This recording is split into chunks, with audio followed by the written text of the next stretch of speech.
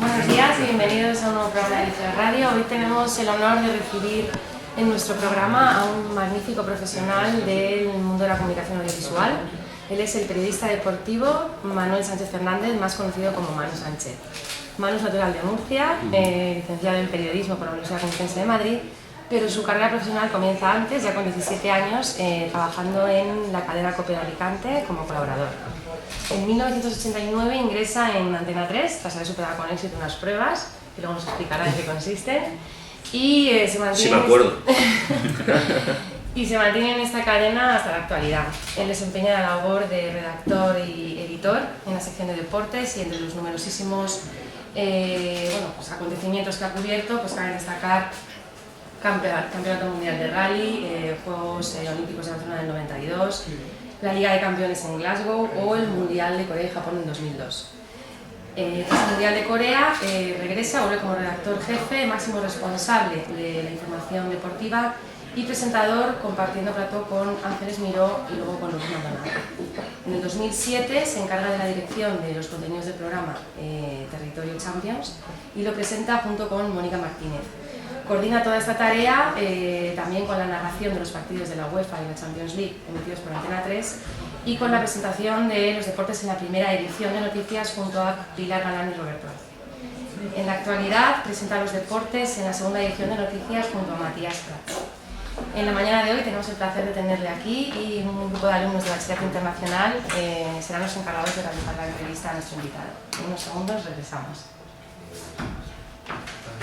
Ya está. Empezamos. Buenos días, Manu. Ante todo, muchísimas gracias por habernos dedicado un ratito de... Un placer. Estoy encantado de volver a este colegio, que hacía tiempo que no volvía, sí. También tenemos alumnos de segundo y secundaria. ¿Se han colado? Se han colado en el último momento. Y también nos acompaña el director de bachillerato, Francisco. Pues aquí estoy, para ver lo que queráis. Muy bien, vamos a ver qué preguntas Cuando tienes para queráis él. os vais presentando. ¿Vale? Empieza Javi. Rompiendo el fuego. Te quería preguntar en relación al atentado de esta última semana, que si crees que... Los atentados, diría yo. Los atentados, sí, mejor dicho. Si crees que la sede de Francia sigue siendo una buena sede o deberíamos cambiarla a otro país que no esté tan comprometido. Es muy difícil contestar a eso, la verdad. Y quien tiene que contestar a eso son las autoridades, que son los que de verdad tienen los datos para saber si es una amenaza real el terrorismo que estamos sufriendo. Pero así, a bote pronto y como primera valoración, yo creo que ninguna sociedad ni ningún país puede vivir con miedo. Y vivir con miedo sería aplazar o suspender o llevar a otro país algo que la sociedad había decidido ya. La sociedad, cuando hablo de la sociedad, evidentemente hablo de la UEFA, hablo de los organismos que la sociedad de alguna manera elige y son suyos.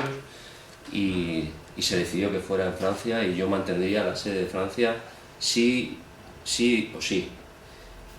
Pero evidentemente, si hay riesgo real de atentado, hay una amenaza real y comprobada, contrastada por las autoridades o por las fuerzas de seguridad, pues habrá que tomar alguna medida, como se tomó ayer, anoche mismo, con el partido de España o con el partido de Alemania contra Holanda en Hannover. Bueno, yo he estado mirando un poco en tu currículum y me llamó mucho la atención que empezaste a los 17 años en la COPE de Alicante y bueno, mi pregunta es si crees que es muy importante que la gente que tiene claro, desde ya que eres joven, a lo que se quiere dedicar, que tendría que empezar un poco, como hiciste tú en verano con lo de las prácticas en la COPE, a investigar un poco si es verdaderamente lo que os gusta. Sí, las cosas han cambiado mucho, evidentemente, porque ya soy muy mayor y ha pasado mucho tiempo y ha cambiado mucho y se canaliza de otra manera a lo mejor las prácticas de los jóvenes que quieren hacer cualquier tipo de carrera o estudio. Pero sí me parece fundamental y en lo mío, porque yo siempre hablo del periodismo como un oficio, es decir, un oficio viene a ser algo que se aprende fundamentalmente con la práctica, equivocándose mucho, tropezando en muchas piedras, cayéndote y luego levantándote. Entonces, también mis condiciones eran distintas a las de los demás. Cuando hablo de los demás compañeros en la facultad, etc. Yo vivía en Alicante, en aquella época solo se podía estudiar en Madrid periodismo, en Madrid y en Barcelona. convencí a mis padres, fue una cosa complicada para que me mandaran por gastos económicos, etcétera, mandarme a Madrid a vivir, yo tenía tan solo 17 años. Entonces lo logré y yo tenía que ponerme las pilas cuanto antes. Entonces ese ponerme las pilas fue pues visitar las radios, me gustaba mucho más la radio que cualquier otro medio. Visitar las radios, mover los contactos que teníamos allí, en mi familia sobre todo, en Alicante, para intentar hacer prácticas, ¿no? Entonces me salió lo de la COPE, además lo cuento porque estoy muy agradecido siempre a lo de la COPE, porque ahí empecé a caminar en lo que es esto del periodismo. Me salió pues porque mis padres tenían una tienda de regalos y el comercial que iba de la COPE para meter publicidad de la tienda en la COPE, pues allí estaba yo un día envolviendo paquetes de listas de bodas y bueno, pues está estudiando periodismo, pues que se pase. Entonces era así, ahora ya es más complicado porque yo creo que las cosas se complican un poquito más y me parece bien porque tienes que presentar una serie de estudios, tal. Pero bueno, entonces pues así conseguí y allí fui un día, empecé a cortar teletipos porque antes las noticias salían por teletipos con papel y salían como en una impresora y entonces ibas cortando teletipos, ibas seleccionando, ibas redactando para los que estaban allí, llevando café, llevando bocadillos, yendo a ruedas de prensa porque no servían para nada.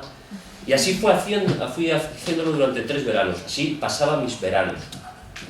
Y al tercer verano fue cuando ya me surgió lo de Antena 3. Pero sí me parece muy importante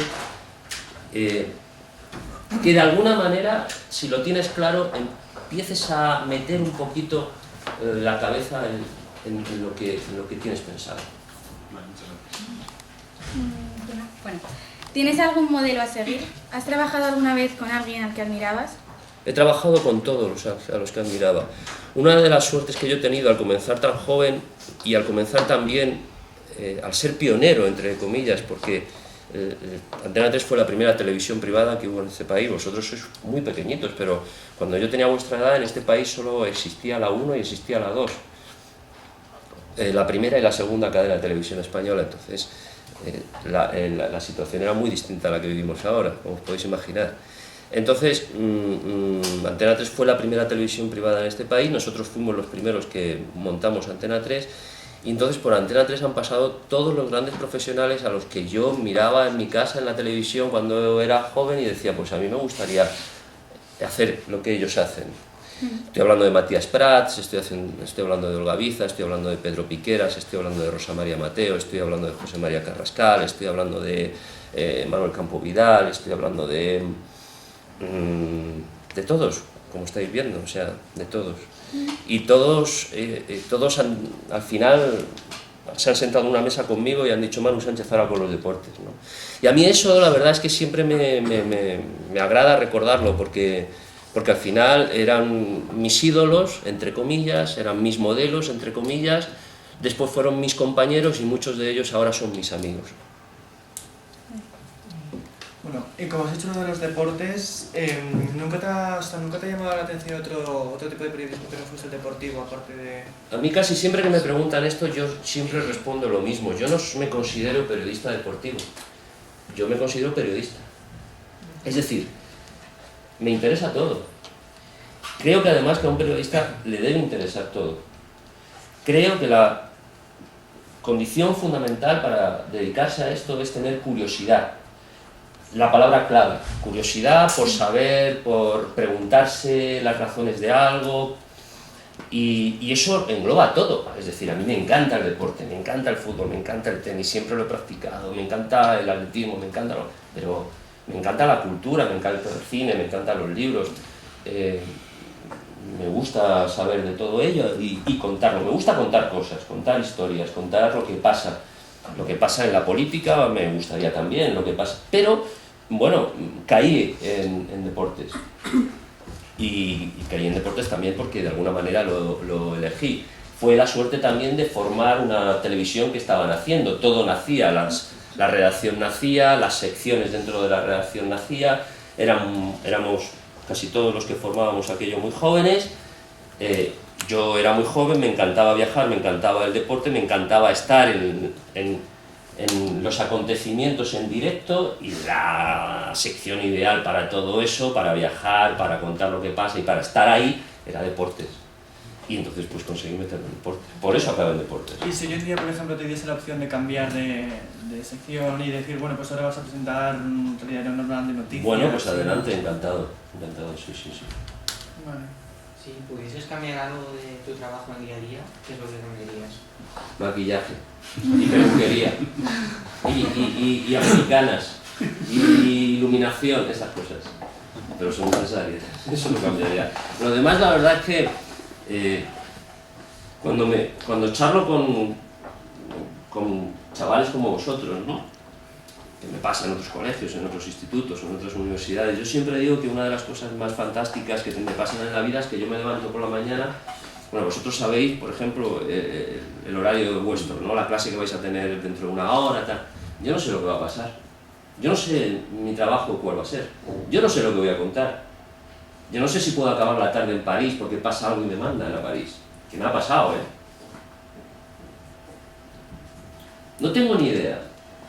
Yo ahora mismo sospecho que hoy en la información deportiva a las 3 de la tarde empezaremos con la marsellesa cantada en Wembley por todos los aficionados que llenaban el estadio antes del Inglaterra-Francia de ayer.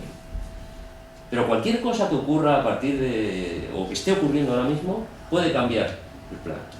Pero puede cambiarlo un minuto antes de empezar a contar las noticias. Entonces, claro, aburrirme no me aburro, ¿verdad?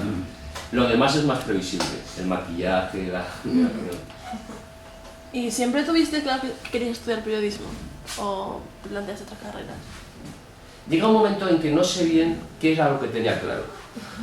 Si salir de la ciudad en la que vivía, que era pequeña, y me encantaba Madrid, me encantaba... y entonces el mejor modo de hacerlo era estudiar una carrera que comentaron mis padres, entre comillas, embaucarles, y estudiar una carrera que se tenía que hacer en Madrid, o antes fue el periodismo, la pasión por el periodismo la que me llevó a poder conseguir eso. Pero casi siempre sí que recuerdo que yo siempre estaba con periódicos, me gustaba leer, me gustaba ver la televisión, me gustaba muchísimo escuchar la radio. O sea que sí, que más o menos sí que lo tenía claro. No sé por qué, pero sí lo tenía claro. ¿Quién consideras que es la persona que más te ha apoyado para conseguir lo que consigues hasta ahora? En plan, ¿hubo gente que te dijo que era muy difícil tener éxito en lo que tú te dedicas? Los que más me han apoyado, después de lo que he contado, queda claro que han sido mis padres, ¿no? Porque sin su ayuda yo no estaría aquí, está claro. No hubiera podido salir de Alicante, no hubiera podido cursar esos estudios, no hubiera podido hacer nada de esto. Y luego, la verdad es que yo me he empeñado mucho en estar aquí, sinceramente, el día a día, pero siempre he estado rodeado de compañeros que me han enseñado mucho. Entonces, entre unos y otros, pues aquí estoy. Tampoco, bueno, pues hago un trabajo y punto, yo no le doy mayor importancia.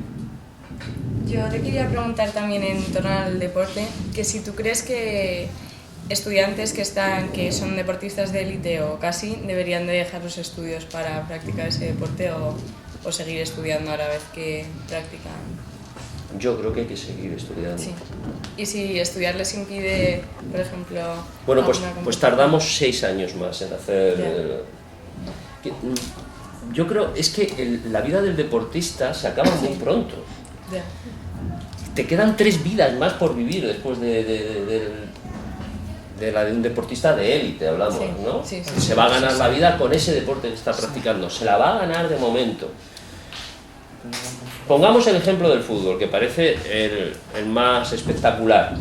O sea, un deportista que se dedica al fútbol, si es de élite, se va a ganar muy bien la vida, pero se la van a ganar si juegas en el Barcelona, si juegas en el Madrid, si juegas en el Atlético de Madrid, si juegas en el Valencia y si juegas en el Sevilla, y te puedo enumerar algunos equipos más. Pero si ya juegas en el Valladolid, no. Si ya juegas en el Rayo, vas a ganar un buen dinero durante un tiempo, vas a tener un nivel de vida bueno durante un buen tiempo, pero se acaba, o sea, no vas a ganar el suficiente dinero como para retirarte y que viva y pagar la luz, y pagar la hipoteca de tus hijos o de tus nietos, como ganan los que están trabajando, jugando en estos grandes. Entonces hay que tener una formación y hay que pensar en el futuro, aparte de pensar en tu deporte, pensar en qué puedes hacer después, pero no solo por el dinero o por mantenerte o por poder sobrevivir económicamente, no, sino también como persona, para sentirte plena como persona después de acabar tu práctica deportiva. Venga, Max, lánzate. ¿Le dejamos a Max? Sí. ¿Se puede ser periodista deportivo y a la vez ser simpatizante de un equipo? Claro que sí. Pero yo soy de la opinión, no me gustan los periodistas de camiseta. No me gustan. O sea, no me gustan los periodistas que se ponen delante de un micrófono, delante de una cámara o delante de un ordenador para escribir una crónica con la camiseta de su equipo. Yo entiendo, no me gusta, a la gente le gusta.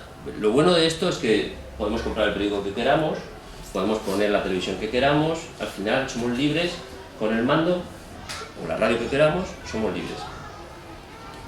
Yo soy de la opinión, y así intento ejercer mi oficio,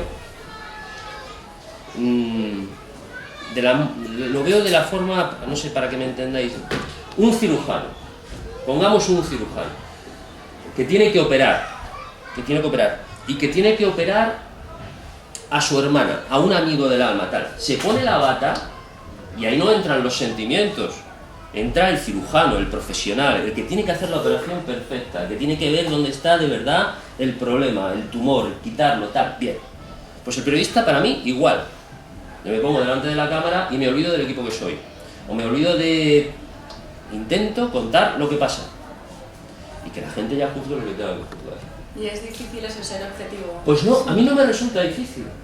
No me resulta difícil. Es algo como que de repente te das cuenta. En ocasiones sí, o sea, por ejemplo, gana el Mundial España, me cago en 10. Gana el Mundial España, viva España, y te emocionas y tal. Pero en el día a día no me resulta demasiado complicado. Porque además, es que se puede ser muy crítico. Es más, yo creo que el periodista es más crítico con sus propios colores, si los tiene. Si es periodista, es más crítico con ellos que con el rival. Porque claro, a tu hijo al final acabas exigiéndole más que al del vecino, porque el que te importa es tu hijo.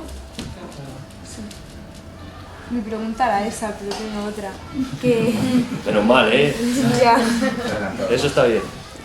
¿Cuánto tiempo tarda usted en prepararse antes de salir a la televisión? Tuteame, yo creo que... ¿Cuánto tiempo tardo en qué? En prepararse para salir a la televisión, si tiene alguna rutina, como algo para relajarse. Mi vida es una rutina, quiero decir, una rutina. Yo tengo que hacer cada cosa en un minuto exacto del día. Estoy exagerando un poco, pero sí necesito, no para relajarme y tal, no, pero sí que necesito unos hábitos que al final el tiempo es el que es. Y al final yo sé que a las 3:33 de la tarde yo tengo que estar preparado para salir en la tele. Más o menos. Entonces sé que me tengo que poner a preparar lo que voy a decir a las 2:15, tengo que empezar ya a pensar lo que tengo que decir. Lo que quiere decir también que a la 1:30 tengo que estar en maquillaje y poniéndome la ropa con la que voy a salir. Lo que también supone que cuando me he levantado por la mañana lo primero que he hecho ha sido poner la radio para ver lo que ha pasado y después bucear en internet y navegar en internet y después... Al final estás las 24 horas trabajando y las 24 horas haciendo que esas rutinas cambian por lo que os acabo de contar antes, porque cambia la actualidad y cambia todo. Pero tienes que mantener esas rutinas para que lo imprevisto no te desmorone el plan, no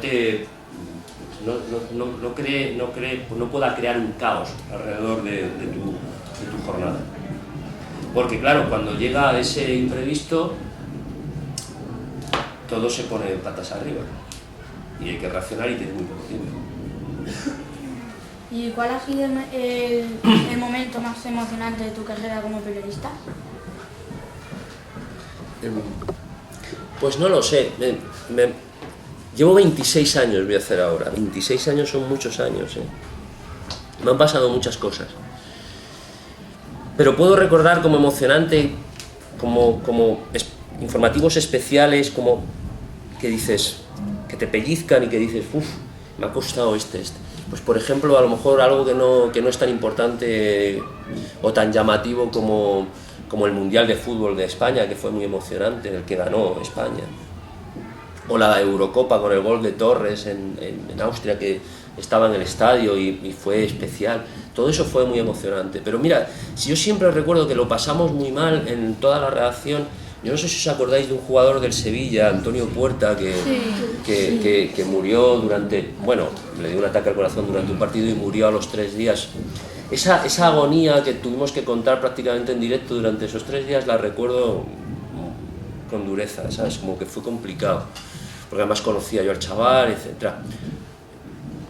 Entonces, la verdad es que afortunadamente he vivido muchas cosas y si a lo mejor si me preguntas mañana lo mismo te respondo otro, pero lo que me viene a la cabeza hoy es eso.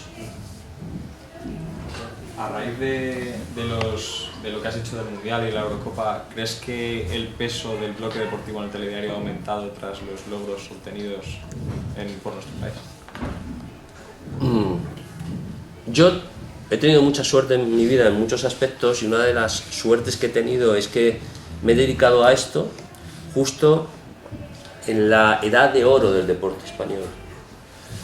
Nunca el deporte español había tenido ni las figuras ni los éxitos que ha tenido en estos últimos años.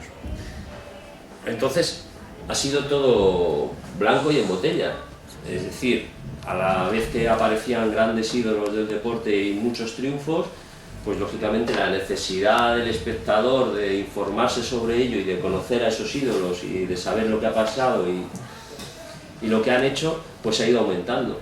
Eso ha hecho que el bloque de deportes en cualquier televisión sea mayor. También ha aumentado la oferta, ¿no? Entonces, a mí me parece que ocupa el lugar que tiene que ocupar. Y vuelvo a lo de antes, si no te gusta, pues cambia de canal. Eso es lo bueno, ¿no? Pero sí, y también me siento orgulloso de ser los primeros informativos que tuvieron un presentador de deportes y una sección de deportes. Antes, que no lo sabéis, la información deportiva la daba el presentador que daba los sucesos, bueno, el presentador titular. Entonces, bueno, pues ahora los deportes. El Barcelona le ha ganado al Madrid, o el Madrid le ha ganado al Barcelona, para que nadie se enfade. Y ya está. Así. ¿Y qué hay que hacer para ser un gran periodista deportivo? ¿Cómo? ¿Qué hay que hacer para ser un gran periodista deportivo? Pues trabajar para empezar, trabajar, no parar de trabajar, y de aprender, y de conectar de alguna manera con la gente, ¿no? Y de saber lo que en cada momento le puede interesar al que te está escuchando o te está viendo. Y yo siempre soy muy fan de la naturalidad a la hora de contar las cosas. Hacerlo con cercanía, y yo creo que es así, y con mucha naturalidad, sin nada más. O sea, como si estuviéramos en casa, más o menos. Y siempre con bastante rigurosidad, que es complicado.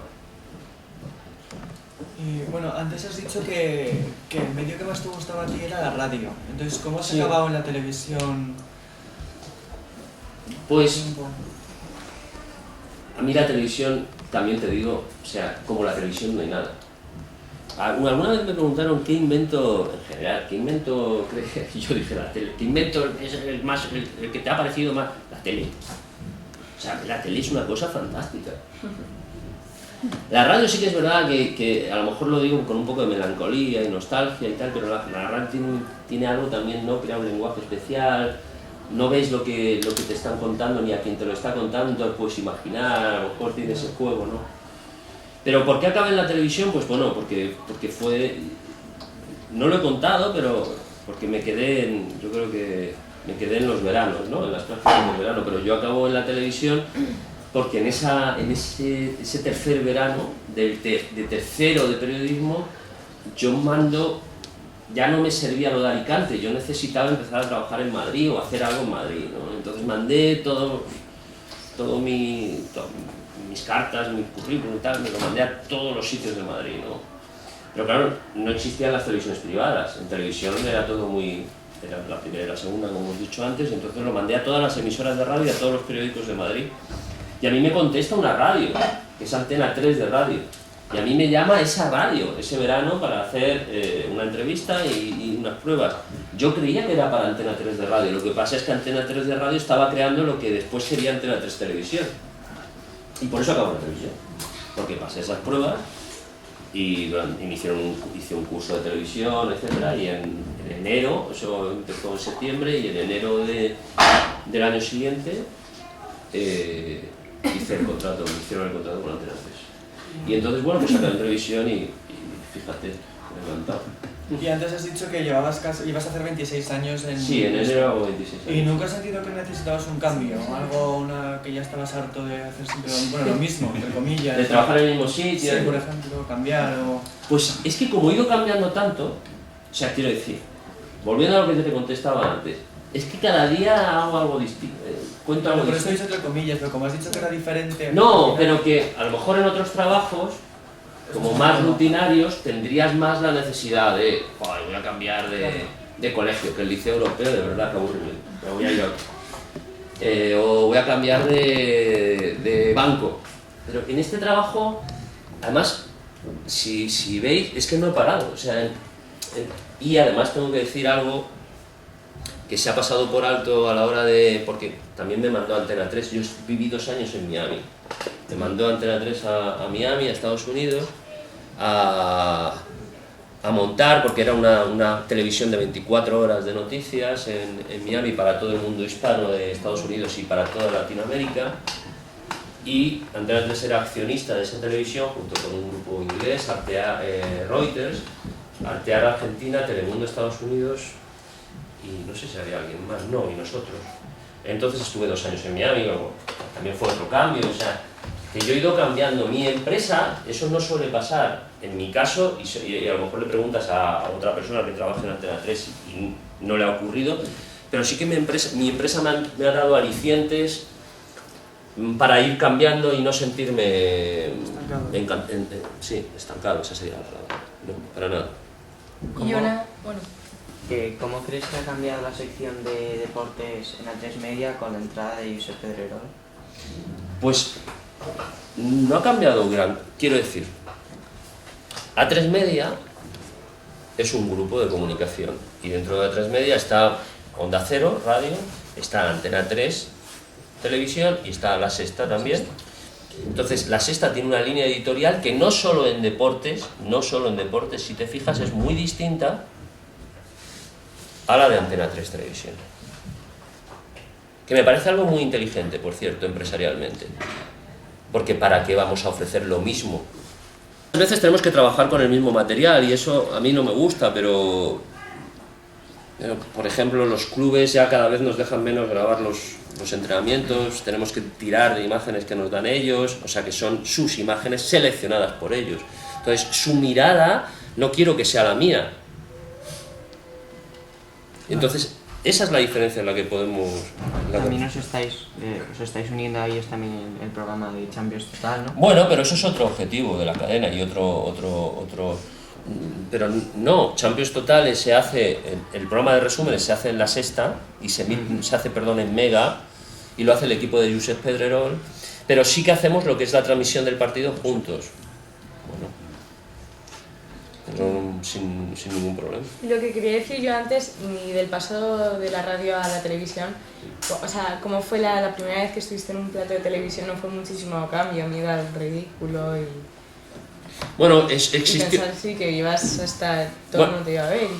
Existió un periodo de transición, que fue ese periodo de pruebas que fue 3 meses de pruebas, de exámenes de alguna manera, ¿no? De preparación. Entonces fui conociendo ahí la televisión, pero Pero sí, evidentemente, es más, los estudios de Antena 3 son enormes, o sea, fíjate, yo pasaba de la COPE de Alicante a un portaaviones, ¿no?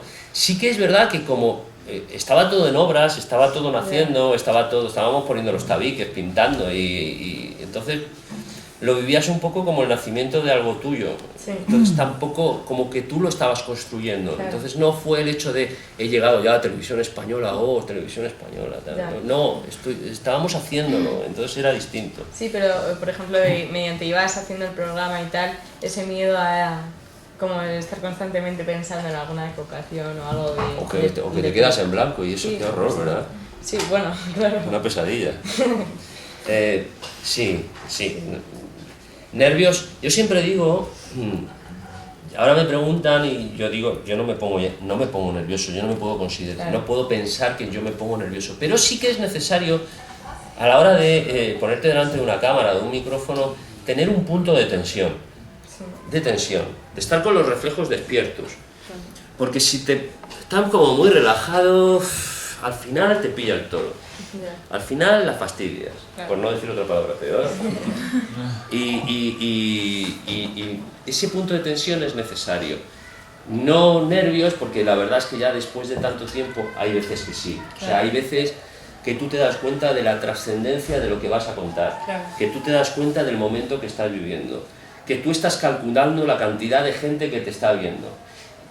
Y si le empiezas a dar vueltas, porque en la Champions, por ejemplo, estamos hablando de 4 millones, 5 millones, 6 millones, 3 millones, 2 millones, ayer fueron 2 millones en el informativo de la noche, 2.500.000. Si yo ahora me pongo a pensar, joder, 2.500.000, que me han estado mirando, que me han estado escuchando, fíjate si meto la pata y en vez de decir minuto de silencio, digo minuto de cabreo. O si en vez de decir que fue en Inglaterra, ¿qué te puede pasar? ¿Y alguna vez te ha pasado? Pues me ha pasado, claro, me ha pasado. Y me he querido morir y he querido que me tragara la tierra. Pero bueno, yo creo que de todas maneras para superar estas cosas, aparte de que tengamos ese punto de tensión, yo creo que también hay que relativizar mucho. Es decir, bueno, que no pasa nada, hay que ser muy responsable, hay que saber que si te equivocas va a llegar a mucha gente, pero tampoco hay que volverse loco con eso, porque si te vuelves loco con eso, desde luego me quedo aquí con vosotros hoy y no vuelvo allí a... Bueno, una pregunta. Bueno, yo son de comentario que tu rutina al final tú la tienes un poco marcada por lo de maquillaje, lo que has dicho. Si te lo cambian un formativo entero porque de repente hay una noticia, por ejemplo, un atentado o tal, que tienes que hablar de ello porque es actualidad, y te lo cambian el minuto antes, ¿no te entran, como ha dicho Andrea, lo de los nervios un poco porque no te lo has ensayado? O sea, tú al final estás como casi una hora ensayando lo que vas a decir, ¿no? Y pensando... No, uy, qué va. No. Yo no estoy una hora ensayando.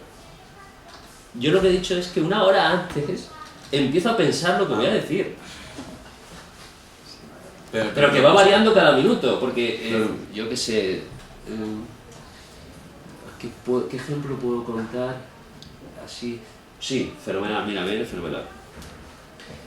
Real Madrid, PSG. Nosotros empezábamos, el partido lo dimos en Antena 3, el partido empezaba a las 9 menos cuarto, empezábamos el previo, empezábamos a las 8 de la tarde. Teníamos un programa previo desde las 8 que lo conducía yo, lo presentaba yo daba paso a Susana Guas, que estaba en la banda y nos contaba las alineaciones, yo daba paso a los narradores que estaban en la posición de comentaristas y nos contaban pues, el equipo que iba a jugar con el PSG, bueno, si Ibrahimovic estaba mejor que de antes o no, bueno, esas cosas. Teníamos una serie de vídeos que yo presentaba sobre el Madrid, sobre la BBC y sobre el Bayern. Pero justo 2 minutos antes de empezar, entra el Real Madrid, una cámara de Antena 3 lo graba y estaba allí Florentino esperando a Cristiano. A decirle a Cristiano, pero Cristiano, ¿qué has dicho en la revista Kicker en Alemania? Eso de que, hombre, a lo mejor mi carrera no tiene por qué acabar en el Madrid, igual pues, pudo jugar en otro equipo y tal. Todo eso cambió. Ya no sirve. Todo lo que teníamos preparado ya no sirvió. Entonces, ¿Qué pasa? Bueno, pues serenidad, me contaron tranquilidad sobre todo, no perder los nervios, me contaron, puede pasar cosas más importantes, pero bueno, esa era importante, porque al final la actualidad, los siguientes días, y de esa noche giró un poco, a raíz de esa conversación, giró un poco sobre ello. Bueno, oye, que tenemos unas imágenes, por aquí me lo decían, ¿qué ha pasado esto? Bueno, vale, pues lo soltamos a tal, yo lo presento. Que también, evidentemente, eso me pasa con 18 años en mi primer informativo, en mi primera transmisión, me muero y posiblemente lo haré fatal. La experiencia es muy importante en todo eso, ¿no? ¿Y tienes algún plan o algún recurso por si te quedas en blanco, en directo? Cortarme las venas, las pastillas funcionan también. No, yo... La verdad es que es una pesadilla de casi todos los compañeros, aunque casi ninguno te lo va a reconocer, ¿eh? Y yo he visto a compañeros quedarse en blanco y es horroroso, ¿eh? Pero es horroroso para él y para el que lo está viendo. Si os ha pasado, que lo habéis visto a lo mejor algún... Pero yo siempre digo una cosa, no pasa nada si te da tiempo, muchas veces no te da tiempo ni siquiera a escribir, pero no pasa nada volver al papel con naturalidad y contar las cosas. Te puedes quedar en blanco. Y si estás solo ante el peligro, pues no sé cómo puedes salir. Pero no tengo... El único recurso el que yo aconsejo es que no pienses en nada más que en lo que tienes que contar. Que no le des más vueltas a la cabeza. Y pensar en cómo lo contarías a tu amigo. Bueno, y ya está. Bueno, dos preguntas. ¿Crees que los salarios de los deportistas son demasiado altos para lo que en realidad aportan a la sociedad? Son menos altos, no menos altos. Es que al final nos deslumbra lo que pueda cobrar Messi, lo que pueda cobrar Cristiano Ronaldo, pero antes lo comentábamos, luego el futbolista medio no gana tanto dinero. Pero si te pones a analizar lo que genera tanto Messi como Cristiano Ronaldo, como Griezmann, como... Dices, bueno, pues es que lo generan, pues tendrán que ganarlo. Para lo que aportan a la sociedad, pues hombre, sinceramente, si a mí me preguntas, si lo comparas con un cirujano, volviendo también un poco a ese ejemplo, que salva vidas todos los días, pues posiblemente el cirujano debería ganar mucho más dinero que cualquiera de nosotros, en general, del futbolista, tal. Pero bueno, también está este mundo montado así. Bueno, venga, una última pregunta más. Venga, Max. ¿Cómo son los deportistas de élite en persona? Pues hay de todo, como en botica, que se decía antiguamente, como en la farmacia, que llegas y preguntas y te dan una aspirina, tal. Hay de todo. Hay tipos fantásticos y excepcionales y tipos que no merecen la pena para nada. No voy a dar nombres. Si eso es lo que quieres. En privado, Max. ¿Vale? Ya te cuento yo, ¿eh? Que tienes enchufe. Bueno, pues nada, muchísimas gracias, Manu, por tu presencia aquí hoy y gracias a los chicos también. Un placer. Por su trabajo. Y es muy importante, haced lo que queráis en la vida. Lo que más os guste, intentarlo por lo menos. No darle muchas más vueltas a nada. Gracias, Manu. Gracias.